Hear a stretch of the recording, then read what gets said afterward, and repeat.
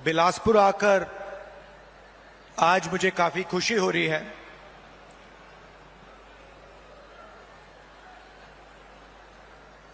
बैठा था और मुझे ये रिमोट कंट्रोल दिया गया और कहा कि देखिए इस पे आप इसका बटन दबाइए। और जैसे ही हमने बटन दबाया तो हजारों करोड़ रुपए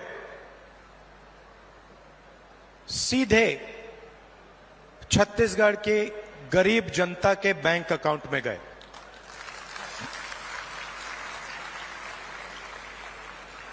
ग्रामीण आवास न्याय योजना में तकरीबन 50,000 लोगों को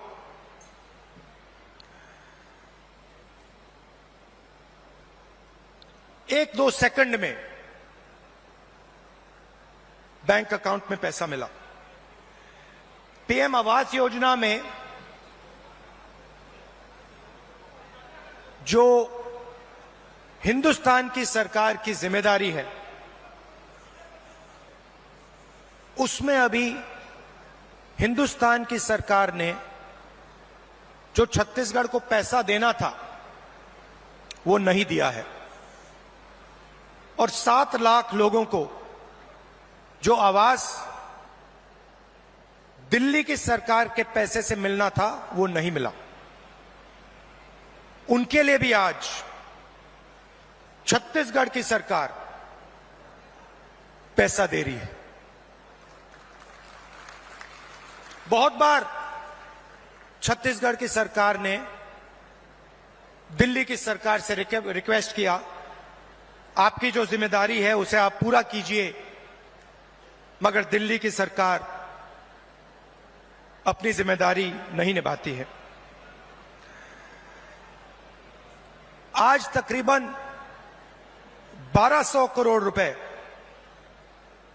रिमोट कंट्रोल से आपके खाते में गया है और अगले 5 साल के अंदर छत्तीसगढ़ की सरकार 500 करोड़ रुपए ऐसे रिमोट कंट्रोल से आपके खातों में डालने जा रही है। हमने चुनाव में आपसे 2-3 वायदे किए थे। छोटे वायदे नहीं थे, छत्तीसगढ़ को बदलने वाले, छत्तीसगढ़ की नींव को मजबूत करने वाले वायदे थे। किसानों का कर्जा माफ, बिजली बिल हाफ और 2,500 रुपए प्रति क्विंटल धान के लिए हमने ये वायदे किए और देश के प्रधानमंत्री नरेंद्र मोदी जी ने कहा कि कांग्रेस पार्टी इन वायदों को पूरा नहीं कर सकती है। सच्चाई आपके सामने है। हमने जो वायदे किए थे हमने उनको पूरा किया। किसान न्याय योजना में 21,000 करोड़ रुपए हमने छत्तीसगढ़ के किसानों को इनपुट सब्सिडी के माध्यम से दिया। जिन किसानों के पास जमीन नहीं थी उनको भी हम नहीं भूले। उनको 7,000 रुपए प्रति साल कांग्रेस पार्टी की सरकार ने छत्तीसगढ़ में दिया। आदिवासियों को एमएसपी फॉरेस्ट प्रोड्यूस के लिए और देश में सबसे बेहतर फॉरेस्ट राइट एक्ट का इंप्लीमेंटेशन छत्तीसगढ़ की सरकार ने किया। स्वास्थ्य में 5 लाख रुपए परिवार के लिए 70 लाख परिवारों को फायदा मिला। 380 अंग्रेजी के स्कूल खोले और 42,000 वैकेंसियां भरी। 1.3 लाख युवाओं को 2,500 रुपए महीना का दिया। ये आप जानते हो। दूसरी तरफ भी रिमोट कंट्रोल है। बीजेपी का रिमोट कंट्रोल, वो भी उसको ऐसे ही दबाते हैं, मगर हमने रिमोट कंट्रोल को कैमरा के सामने दबाया।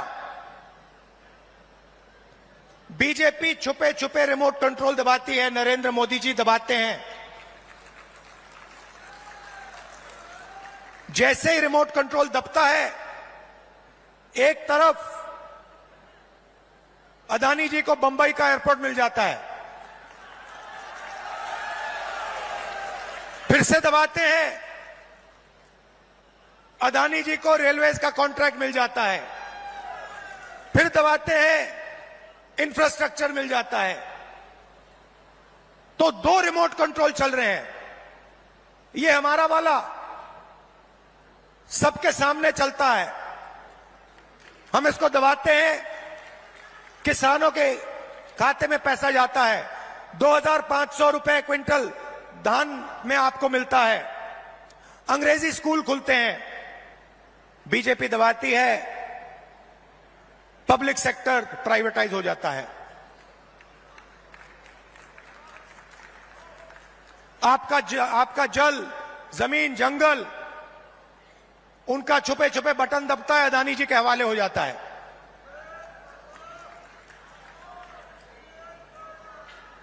तो दो तरीके के रिमोट कंट्रोल हैं। अब मैंने उनके रिमोट कंट्रोल के बारे में पार्लियामेंट में बात उठाई। मैंने नरेंद्र मोदी जी से पूछा कि मोदी जी, आपका अदानी जी के साथ क्या रिश्ता है? डिफेंस में अदानी जी को पूरा का पूरा फायदा, पोर्ट्स में पूरा फायदा, एयरपोर्ट्स में पूरा फायदा। आपने 5 किसानों के कानून, काले कानून बनाए, उसमें उनको फायदा देने की कोशिश की। तो मैंने उनसे पूछा, नरेंद्र मोदी जी, आपका रिश्ता क्या है? उनके हवाई जहाज में आप जाते हो, रिश्ता क्या है? जवाब मिला, मेरी लोकसभा की सदस्यता रद्द कर दी।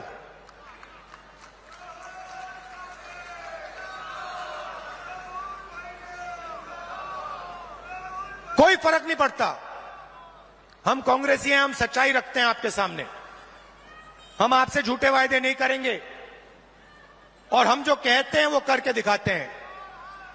अब एक नया मुद्दा उठा है। नरेंद्र मोदी जी जहां भी जाते हैं ओबीसी वर्ग की बात करते हैं। करते नहीं करते हैं? करते हैं ना। कांग्रेस पार्टी ने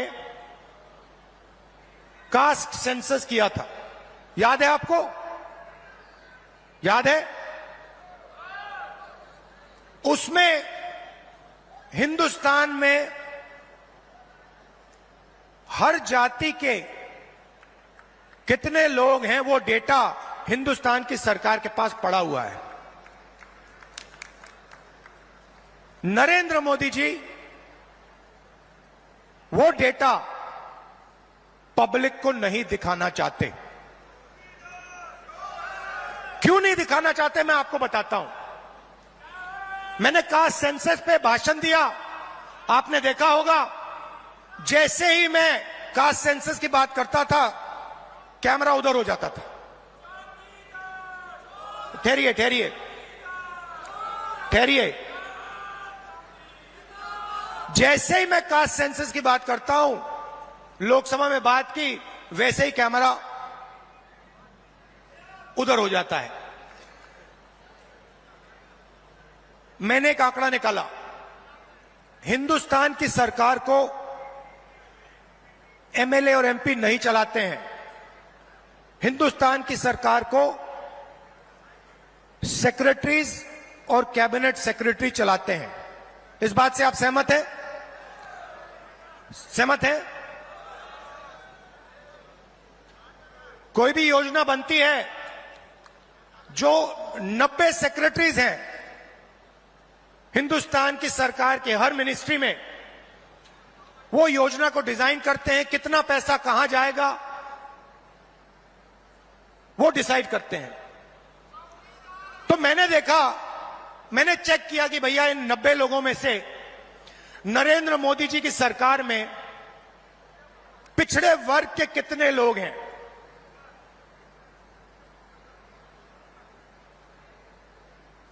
आप हिल जाओगे। 90 लोगों में से सिर्फ 3 लोग ओबीसी समाज के हैं, और वो 3 लोग हिंदुस्तान का सिर्फ 5% बजट कंट्रोल करते हैं। भाइयों और बहनों, क्या हिंदुस्तान में सिर्फ 5% ओबीसी है? यह सबसे बड़ा सवाल है, और इस सवाल का जवाब सिर्फ कास्ट सेंसस से मिल सकता है। किसी को चोट लगती है, अस्पताल में जाता है, सबसे पहले एक्सरे होता है। पैर में चोट लगती है, डॉक्टर एक्सरे करवाता है, कहता है भैया देखते हैं क्या हुआ है, कैसी चोट लगी है, पैर टूटा है या नहीं टूटा है। भाइयों और बहनों, कास्ट सेंसस हिंदुस्तान का एक्सरे है। इससे पूरे देश को पता लग जाएगा कि ओबीसी कितने हैं, दलित कितने हैं, आदिवासी कितने हैं, महिलाएं कितनी हैं, जनरल कास्ट के लोग कितने हैं। और एक बार ये डेटा हिंदुस्तान की जनता के हाथ में होगा तो फिर देश सब लोगों को लेकर, सब लोगों को भागीदारी देकर आगे चल पाएगा। अब मैंने ये सवाल लोकसभा में पूछा,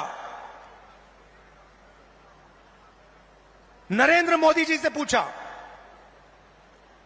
कि आप कास्ट सेंसस से डरते क्यों हो?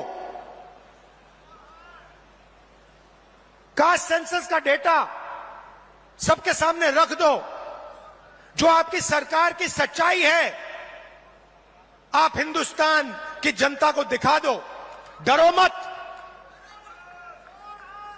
मगर नहीं, उनके मंत्री कहते हैं हमारे ओबीसी के विधायक हैं, ओबीसी के सांसद हैं, और उन्हीं सांसदों से आप लोकसभा में बात करो, वो आपसे कहते हैं कि भैया देखो हमारे से कोई कुछ पूछता नहीं है, हम कुछ बोल नहीं सकते, हमें तो यहां मूर्ति जैसे रखा हुआ है। असली निर्णय हिंदुस्तान के सेक्रेटरी लेते हैं, ब्यूरोक्रेट लेते हैं, नरेंद्र मोदी जी लेते हैं। तो अगर ओबीसी को भागीदारी देनी है, दलितों को, आदिवासियों को, महिलाओं को भागीदारी देनी है, तो कास्ट सेंसस करवाना ही पड़ेगा। और अगर नरेंद्र मोदी जी कास्ट सेंसस नहीं करवाएंगे तो जैसे हमने कहा था यहां पे, जैसे ही हमारी सरकार आएगी पहला कदम कास्ट सेंसस होगा, और ओबीसी को जो भागीदारी मिलनी चाहिए वो कांग्रेस पार्टी करके दिखाएगी।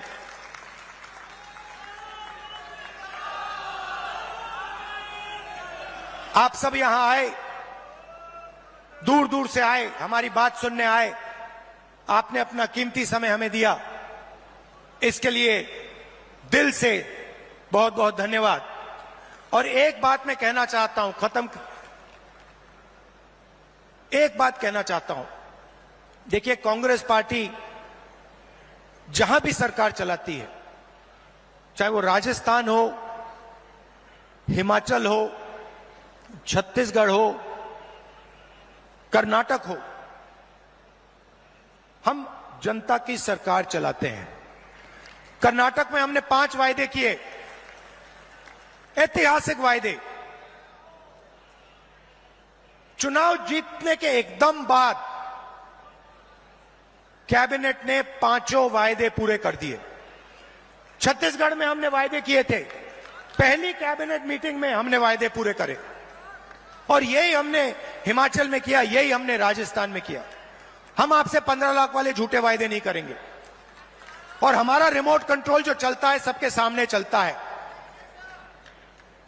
हमारी अदानी जी की सरकार नहीं है, हमारी किसानों की, मजदूरों की, दलितों की, आदिवासियों की, पिछड़ों की, कमजोर वर्गों की सरकार है।